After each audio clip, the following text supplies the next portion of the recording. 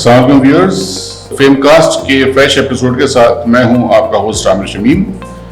आज हमारे साथ पाकिस्तान के लीडिंग ऑर्थोपेडिक सर्जन मौजूद हैं, डॉक्टर शोहाब हैदर शेख साहब। कोई टाइम वेस्ट के बगैर मैं चाहूँगा कि आज के प्रोग्राम का हम मैक्सिमम आउटपुट निकालें और मैक्सिमम कुछ इस तरह की बातें करें कि जो आपके सवाल जवाब, आपकी ईमेल्स और आपके जो रिप्लाईज आते रहती हैं, क्वेरीज हमारे पास, उनकी रोशनी में आज हम बात करेंगे।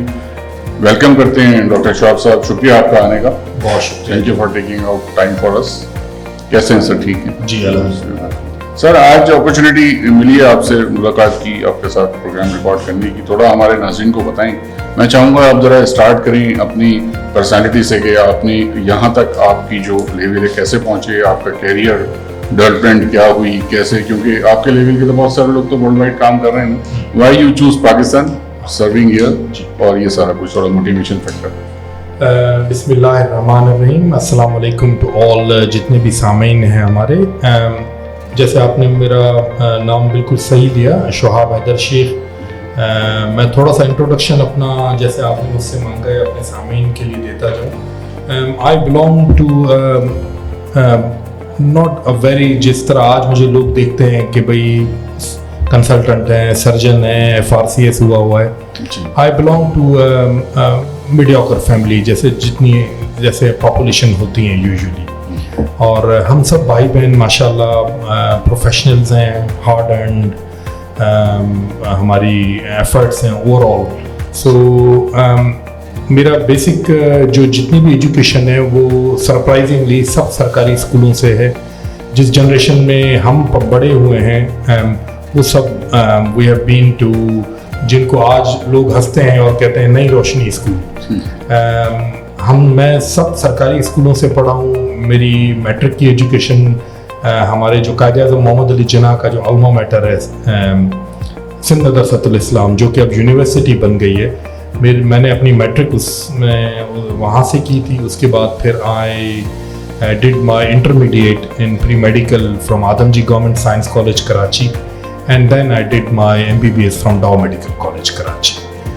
फिर हमने जो रूटीन रिक्वायरमेंट है, 1 साल मैंने हाउस जॉब की एंड सिविल हॉस्पिटल कराची में, जो कि हमारे मेडिकल कॉलेज से अटैच्ड है। उसके बाद आई ट्रैवल टू इंग्लैंड। तो मेरी जितनी भी पोस्ट ग्रेजुएट ट्रेनिंग है सर्जरी की, बेसिक सर्जिकल ट्रेनिंग और हायर सर्जिकल ट्रेनिंग, वो सब मैंने इंग्लैंड से की अल्हम्दुलिल्लाह।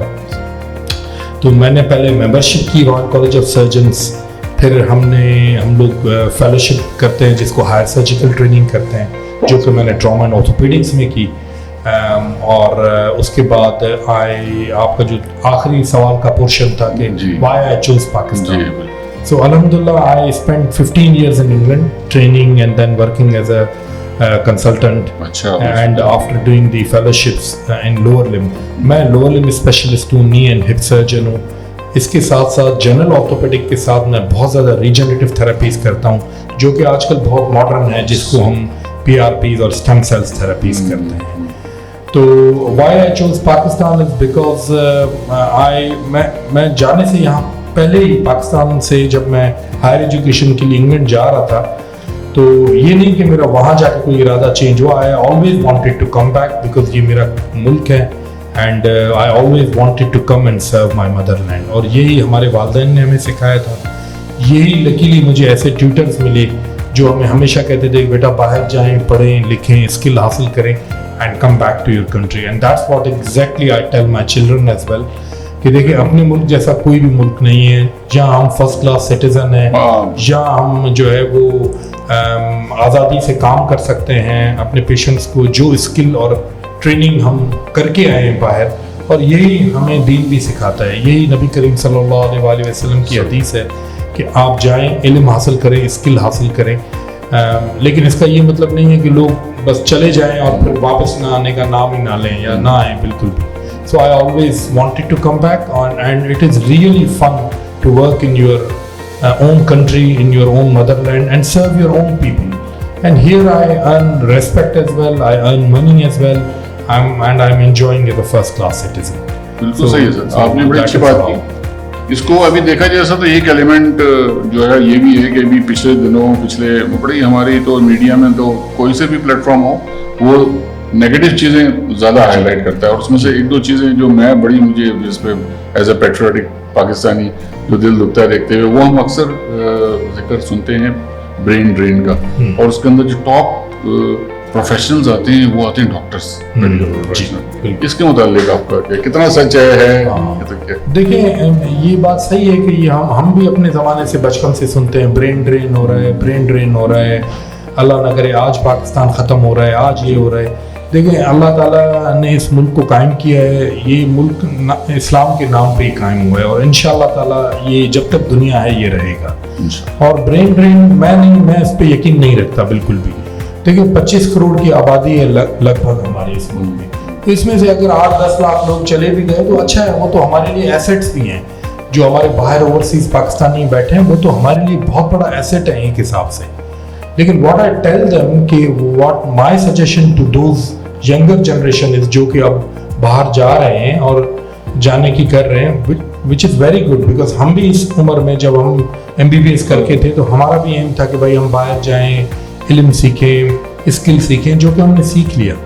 बट लेकिन उसके बाद आप उम्र के उस हिस्से में पहुंचते हैं जब आप सब चीज़ अपने हिसाब से अचीव कर चुके होते हैं। जैसे मैं इंग्लैंड गया, मैंने वहाँ ट्रेनिंग की, फेलोशिप एग्ज़ाम्स किए, फिर फेलोशिप्स की, सब स्पेशलिटी की ट्रेनिंग्स की, वो सब कुछ हो गया, और वहाँ काम सीख लिया, एक्सपोजर हो गया, दुनिया घूम ली।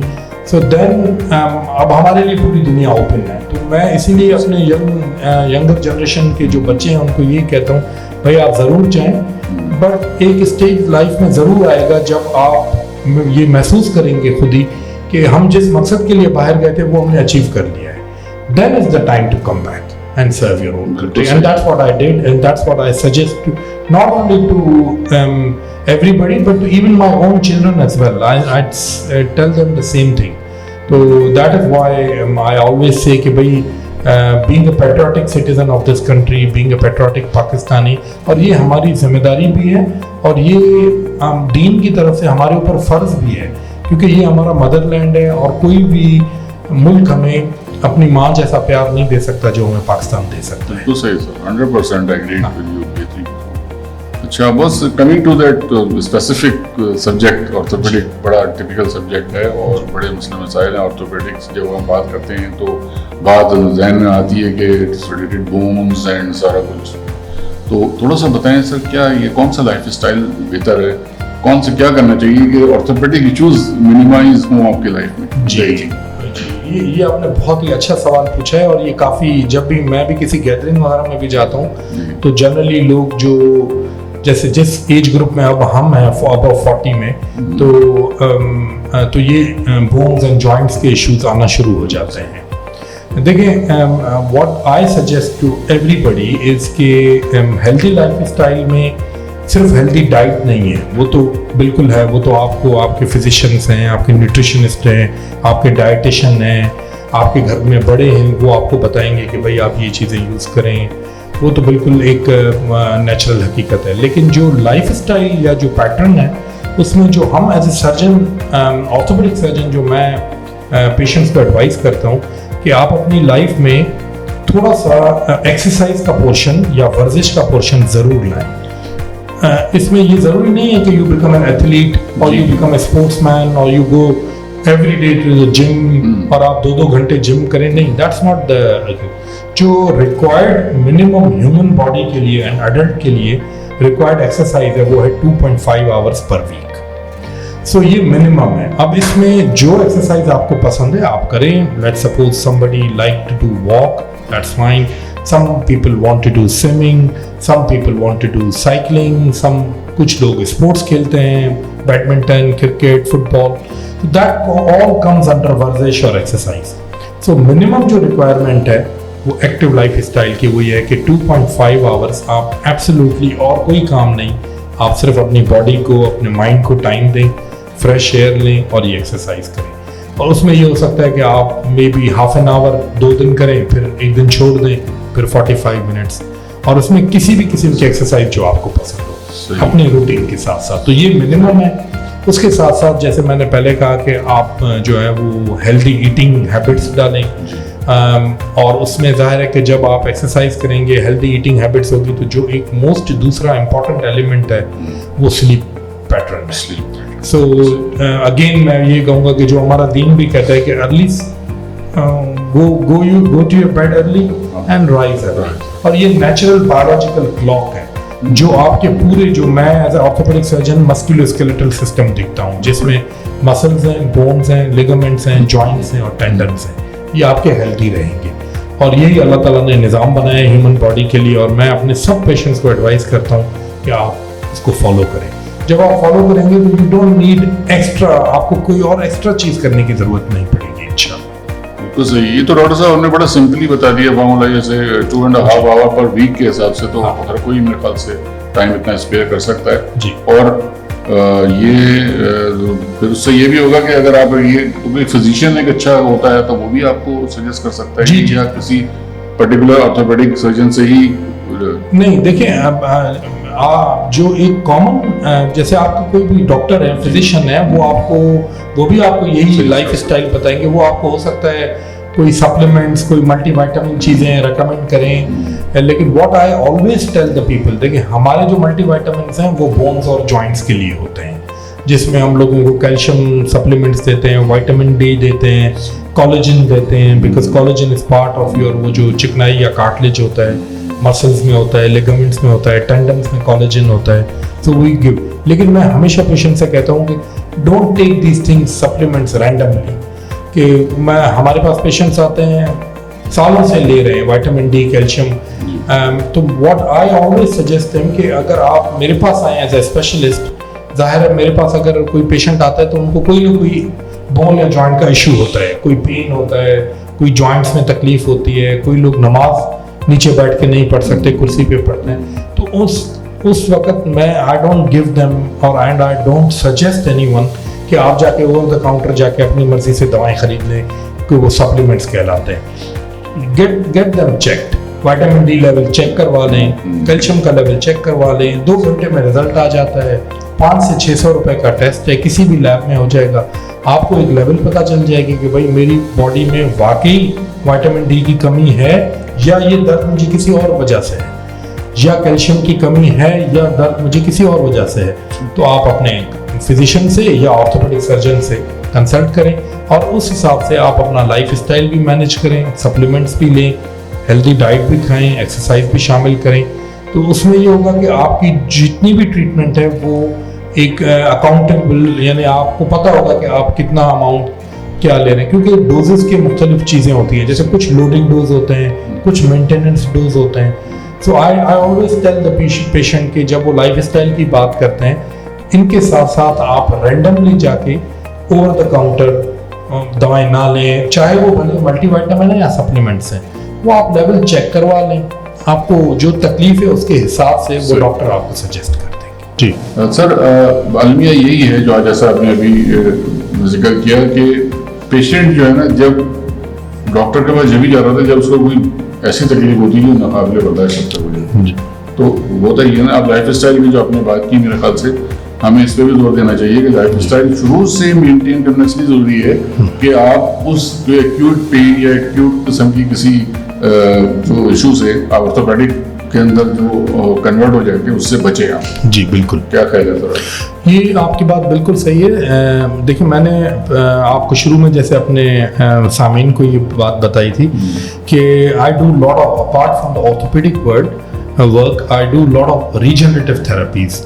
ये जो मॉडर्न थेरेपीज हैं, रीजनरेटिव थेरेपीज या ये रीजनरेटिव मेडिसिन का पार्ट है, जिसमें इंजेक्शंस आते हैं, जेल्स हैं, पीआरपी हैं, स्टेम सेल्स थेरेपी हैं, ये इनका काम ही यही है, they work as a prevention. ताकि जैसे अब मेरे पास काफ़ी पेशेंट्स आते हैं जो बिल्कुल एंड स्टेज आर्थराइटिस में आते हैं। अब उनके जॉइंट्स इतने ख़त्म, मतलब उनमें इतनी चिकनाई बिल्कुल ख़त्म हो चुकी होती है और वो स्टेज 4 पे आते हैं कि मैं उनको ये रीजनरेटिव थेरेपीज ऑफर ही नहीं कर पाता। ऑल्दो दे हैव सीन मी, वो मुझे यूट्यूब पे देखते हैं, सोशल मीडिया पे देखते हैं कि मैं परफॉर्म कर रहा हूँ प्रोसीजर्स, तो वो आके इंसिस्ट करते हैं कि सर हमें भी स्टेम सेल्स करवाने हैं, हमें भी पीआरपी करवानी है। तो मैं उन्हें यही बात समझाता हूँ कि आई विश कि आप थोड़ा अर्ली स्टेज पे मेरे पास आए होते, बिकॉज जब बिल्कुल एंड स्टेज किसी भी डिजीज़ की आ जाती है तो फिर डॉक्टर या सर्जन के पास बड़े लिमिटेड ऑप्शंस हो जाते हैं। तो ये जो हमारी डेवलप्ड वर्ल्ड है या जहाँ हम कहते हैं कि पेशेंट पॉपुलेशन बहुत अवेयर है, उनको मैं यही हमेशा मैसेज देता हूँ कि जैसे ही आपको ये सिम्टम्स या कोई चीज़ शुरू हो, आप अपने फिजिशियन से या सर्जन से या फैमिली डॉक्टर से ज़रूर रब्ता करें, ताकि वो इंग्लिश में एक कहावत है ना कि prevention is always better than the cure. तो हम उस स्टेज पे आने ही ना दें आपके जॉइंट को कि हमें जॉइंट रिप्लेस करना पड़े, कि नया घुटना डालना पड़े, नया हिप जॉइंट डालना पड़े या कोई नया और जॉइंट डालना पड़े। सो ये प्रिवेंटिव जो मेडिसिन है, ये रीजनरेटिव मेडिसिन है, and that's what I do normally. और उसमें हमारी कोशिश यही होती है कि हम पेशेंट का जो नेचुरल जॉइंट जो अल्लाह ताला ने दिया है उसको बचा के रखें। और जैसा आपने कहा कि और ये इसमें लाइफ स्टाइल जो चेंजेस हैं या लाइफ स्टाइल मॉडिफिकेशंस हैं, वो इसका मेजर और बहुत इम्पॉर्टेंट पार्ट है कि जिसमें आप अपने जॉइंट्स को और अपनी बोन्स को उस स्टेज पर पहुंचने से बचा सकते हैं जहां डॉक्टर के पास और कोई ऑप्शन ना हो और वो आपको कहे कि अब तो आपकी सर्जरी होगी। So that is very important. True. मगर सर हमने ये भी देखा है कि कई तो ऐसे एग्जांपल्स भी कि कोई एथलीट्स जिन्होंने सारी जिंदगी बड़ी फिट होकर गुजारी और स्पोर्ट्स खेलते रहे, उनका एक एंड एज पे आके काफ़ी हद तक बोन्स और वो मसला कर रहे हैं। जी तो ये कौन सा केस है? हाँ देखें अब जैसे लेट सपोज पूरी दुनिया में जो सबसे ज़्यादा कॉमन आर्थराइटिस है वो नीज का है या घुटनों का आर्थराइटिस है।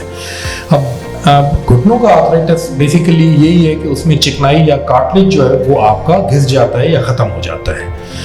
अब जो कॉन्टैक्ट स्पोर्ट्स हैं जिनको हम हैवी एक्टिविटीज़ कहते हैं, जो लोडिंग एक्टिविटीज़ हैं, जैसे फुटबॉलर्स हैं, रग्बी प्लेयर्स हैं, टेनिस प्लेयर्स हैं, स्क्वॉश प्लेयर्स हैं, जो 4-4, 3-3 घंटे गेम्स खेलते हैं, रनिंग करते हैं, लोडिंग एक्टिविटी करते हैं, तो उनमें प्रोबेबिलिटी ज़्यादा होती है कि दे गेट आर्थराइटिस। लेकिन ऐसा नहीं है कि दुनिया का हर एथलीट या दुनिया का हर फुटबॉलर को आर्थराइटिस होता है। इसी तरह जैसे हम ये चीज़ कहते हैं कि भाई आप अपना बॉडी वेट कंट्रोल रखेंगे तो आपके जो वेट बेयरिंग जॉइंट्स हैं, जिनमें हिप जॉइंट्स, नी जॉइंट्स आते हैं और एंकल जॉइंट्स, उनमें आर्थराइटिस की प्रोबेबिलिटी कम है। बट दैट डजंट मीन कि जो दुबले पतले लोग हैं उनको आर्थराइटिस कभी नहीं होता, उनको भी वो आर्थराइटिस होता है। तो इस तरह की कुछ ऐसी चीज़ें हैं जिनमें इन चीज़ों से, जैसे एथलेटिक आपका प्रोफेशन है या आप कोई ऐसी मैनुअल एक्टिविटी करते हैं जिसमें आप बहुत ज़्यादा वज़न उठाते हैं या हैवी मैनुअल वर्क करते हैं, या जो लोग बहुत ज़्यादा जिम यूज़ करते हैं लोअर लिम्स के लिए और अपने घुटनों पे और हिप जॉइंट्स पे बहुत लोड डालते हैं, उनमें प्रोबेबिलिटी रिसर्च ये कहती है कि ज़्यादा है कि they will develop the joint arthritis. लेकिन ऐसा नहीं है कि दुनिया का हर वो आदमी जो लोअर लिम एक्सरसाइज करता है, एथलीट है या जिम यूज़ करता है तो उसको आर्थराइटिस होगा। क्योंकि अब मॉडर्न जो स्टडीज़ ये कहती हैं इन तरह की बीमारियों में कि there are certain contributing factors but there are no causes as such. अब मैं बहुत सारे पेशेंट्स हैं जो नॉर्मल बॉडी वेट होते हैं, नॉर्मल लाइफ स्टाइल गुजारते हैं, उनके मैं नी रिप्लेसमेंट कर चुका हूँ, तो वो मुझसे आके पूछते हैं कि सर हमें फिर क्यों आर्थराइटिस हुआ है, हमारा तो ना बॉडी वेट ज़्यादा है, हम तो कोई स्पोर्ट्स भी नहीं खेलते। तो मैं उनसे कहता हूँ भाई arthritis can happen to anyone, उसमें फैमिली हिस्ट्री भी है, जेनेटिक्स भी है, आपका लाइफ स्टाइल भी है, and it could be idiopathic as well. Idiopathic का मतलब है कि nobody knows the cause. So काफ़ी चीज़ें ऐसी भी हैं जो आपके रीजनेबल लाइफ स्टाइल गुजारने के बावजूद भी इंसान को होती हैं और उनको हम इडियोपैथिक कहते हैं अपनी मेडिकल टर्मिनोलॉजी। बिल्कुल सही है जी। आपने सर बहुत अच्छा डिटेल में समझाया। होप कि नाज़रीन आप देख रहे होंगे, सुन रहे होंगे, नोट कर रहे होंगे। हमारा ईमेल भी आ रहा है और हमारा नंबर भी आ रहा है स्क्रीन पे, आप देखते रहें, अपनी क्वेरीज भेजें, इंशाल्लाह आपका रेलेवेंट जवाब हम डॉक्टर साहब से लेके देंगे अपने सेकंड एपिसोड में। डॉक्टर साहब ये जो आपने जिक्र किया है, जैसे लोअर लिम्ब का आपने कहा कि हो जाता है, और फिर जो वेट लिफ्टर्स हैं उनमें हो भी सकता है, नहीं भी हो सकता, दोनों। तो इसमें तो हम जो देखते हैं कि उनकी जो मसल्स बनते हैं, मसल्स बेसिकली बिल्ड करते हैं जी, वो जो वेट लिफ्टिंग और एक्सरसाइज सारी। तो एक आम समझ में मेरी भी अंडरस्टैंडिंग है कि वो ज़्यादा देरपा होंगे जिनके मसल्स मसल्स चारों तरफ लगे होते हैं बोन्स के, ऐसे ही होता है जी बिल्कुल मसल्स अगर स्ट्रांग है, stronger the muscles stronger the bones. जी। तो अगर इतने स्ट्रॉन्ग मसल्स हैं किसी के, तो उसको तो लाइफ उसकी पूरी it should end with an easy exit. जी जी। नहीं देखिए ये बात सही है। मैं थोड़ा सा अपने जो देखने वाले हमें हमारी ये जो प्रोग्राम देख रहे हैं वो नाजरीन और जो सामीन सुन रहे हैं, मैं उनको एक बात देखिए क्लियर कर दूँ, ये कुछ बीमारियां हैं या डिजीजेज हैं जो बोन्स से रिलेटेड हैं। बोन्स की पैथोलॉजी भी अलग है, फिजियोलॉजी भी अलग है, एनाटॉमी भी अलग है। और कुछ बीमारियां डिजीजेज हैं जो जॉइंट्स से रिलेटेड हैं। तो जॉइंट्स वहां बनते हैं जहां दो बोन मिलती हैं आके, ठीक है। तो जॉइंट की फिजियोलॉजी भी अलग है, जॉइंट की एनाटॉमी भी अलग है और जॉइंट की पैथोलॉजी या डिजीजेस भी अलग हैं। तो वेट बेयरिंग जब हम वजन डालते हैं या एक्सरसाइज आप करते हैं तो आप बोन्स को भी स्ट्रॉन्ग करते हैं, लेकिन जाहिर है कि लोड जो है वो आपके जॉइंट्स आके लेते हैं जहां दो बोन आके मिलती हैं। तो जॉइंट्स में जो अलग अलग लुब्रिकेशन भी है वो यूटिलाइज होगी, यूज होगी। अब मैं इसका बहुत इजी आपको एक मिसाल दे देता हूँ जिससे उम्मीद है कि सारे नाजरीन और सामीन समझ जाएंगे। देखिए मैं हमेशा अपने पेशेंट्स को भी इसी तरह समझाता हूँ। लेट्स सपोज हम घुटनों की बात कर लेते हैं, बिकॉज सबसे कॉमन आर्थराइटिस घुटनों का है, ठीक है। घुटना जब जहाँ बनता है वहाँ हमारी थाई बोन आके मिलती है और नीचे हमारी टिबिया होती है, ये दो मिलती हैं तो नी जॉइंट बनता है, ठीक है जी। अच्छा, अब ये घुटना या नी जॉइंट में हमेशा पेशेंट्स को कहता हूँ आप इसको ऐसे इमेजिन करें कि इट्स लाइक अ कार। ये एक कार है। अब एक कार चल रही है रोड पे, जितना चलेगी जितना उस पर लोड होगा उतना उसका क्या होगा, वेयर एंड टेयर ज्यादा होगा, ठीक है। एक कार है जो कि रूटीन में एक ड्राइवर चला रहा है, रूटीन घर की ड्यूटी कर रहा है, उसका वेयर एंड टेयर उस गाड़ी से बहुत कम होगा जो कि कार उसी स्टैंडर्ड की कार एक टैक्सी होके चल रही है शहर में। उसमें टैक्सी हो, उसका वेयर एंड टेयर भी ज़्यादा होगा, उसमें हर वक्त 5-6 लोग बैठे हैं, उसकी रनिंग ज़्यादा है। तो आप जिसका वेयर एंड टेयर ज़्यादा है उसकी मेंटेनेंस भी ज़्यादा है। ऐसे ही है। इसी तरह जो जॉइंट्स स्पोर्ट्स हैं, एथलीट्स हैं, जो बॉडी वेट जिनका ज़्यादा है, उनके जॉइंट्स में चिकनाई जल्दी ख़त्म होगी, यानी प्रोबेबिलिटी ज़्यादा है, चांस ज़्यादा है। ये मैंने पहले भी कहा कि हर दुनिया का मोटा आदमी या हर एथलीट आर्थराइटिस, उसको ऐसा तो नहीं है कि दुनिया के हर एथलीट को आर्थराइटिस होता है या दुनिया में हर मोटे शख्स को आर्थराइटिस होता है, ऐसा भी नहीं है। तो अलग अलग एक निज़ाम है, तो लेकिन उनकी प्रोबेबिलिटी ज़्यादा है, चांसेस ज़्यादा हैं कि उनको आर्थराइटिस होगा, बिकॉज उनका वेयर एंड टेयर ज़्यादा है। इसी तरह एक गाड़ी अगर टैक्सी होकर चलती है, सारा दिन वेट उठाती है, 6 लोग उसमें बैठते हैं, तो उसका वेयर एंड टेयर भी ज़्यादा है, उसका चांसेस ज़्यादा है कि वो जल्दी वॉर्न आउट हो जाएगी, उसका इंजन, उसके टायर, उसके एक्सेल्स, एवरीथिंग। और उसके बनस्बत वो गाड़ी जो एक घर में रूटीन की ड्यूटी करती है, चांसेस ये हैं कि वो लॉन्ग चलेगी। तो ह्यूमन बॉडी तो बायोलॉजी है, तो बायोलॉजी में तो कुछ चीज़ें ऐसी हैं कि साइंटिस्ट के हम लोग प्रेडिक्ट करते हैं, लेकिन कुछ चीज़ें आउट ऑफ द वे जाती हैं, बिकॉज ह्यूमन बॉडी की biochemistry is not exactly like a machine, because हम बायोलॉजिकल हैं, जिंदा चीज़ है, गाड़ी एक जिंदा चीज़ नहीं है, लेकिन आप उसको काफ़ी हद तक कंपेयर करके समझ सकते हैं। तो इसीलिए ये चांसेस, प्रोबेबिलिटी ज़्यादा होती है, लेकिन नॉट ये कि हर दुनिया का एथलीट या हर फुटबॉलर या हर रग्बी प्लेयर के घुटने जल्दी खत्म हो गए, आर्थराइटिस हो जाएगा। So healthy life style is for majority of the people कि उनको मेंटेन रखेगा, लेकिन बहुत सारे मेरे पास ऐसे पेशेंट्स आते हैं जो कि फिट होते हैं, बहुत अच्छी लाइफ गुजारते हैं, लेकिन still at the end of the day उनको नी रिप्लेसमेंट की ज़रूरत पड़ जाती है, उनको आर्थराइटिस हो जाता है। सो इनको हम इडियोपैथिक कहते हैं। या तो उनकी कोई फैमिली हिस्ट्री होती है या जेनेटिक्स होता है, या उनको बाय नेचर उनको एक आर्थराइटिस की डिजीज हो जाती है और फिर हम उनको ट्रीट करते हैं। बिल्कुल सही है सर, ठीक है। चीज़ आज मुझे भी आज बहुत सारी मिसकंसेप्शन से आज क्लियर हुए सर आपसे बात करके। अच्छा, ये तो हम बात कर रहे हैं सर, अभी हम थ्रू आउट एजिंग की बात कर रहे हैं, एडल्ट्स की बात कर रहे हैं, एक दूसरे से एज पे आके प्रॉब्लम्स हो रही हैं जी, लाइफस्टाइल मेंटेन कर रहे हैं ओवर द इयर्स। अगर हम बात करें ऑर्थोपेडिक प्रॉब्लम्स एट बर्थ कभी हुई जी, उसके हवाले से हाँ देखिए, जो बर्थ पे प्रॉब्लम्स होते हैं ना, वो ज़्यादातर उनके लिए हम एक टर्म यूज़ करते हैं कॉन्जेनाइटल। वो कॉन्जेनाइटल होते हैं, जैसे आपने देखा होगा बच्चे पैदा होते हैं उनके पाँव टेढ़े होते हैं, ठीक है, उसको हम टेलीपीज इक्वाइनोवायरस डिफॉर्मिटी कहते हैं।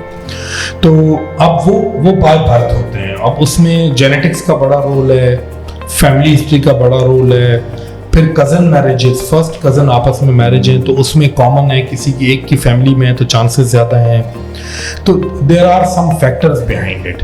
और इसी तरह बर्थ की और प्रॉब्लम्स हैं, मेटाबॉलिक बोन डिजीजेज होती हैं जिनमें बोन्स में बहुत सारे डिफरेंट प्रॉब्लम, एक ऑस्टियोपेट्रोसिस होता है जैसे मार्बल बोन डिजीज जिसे कहा जाता है।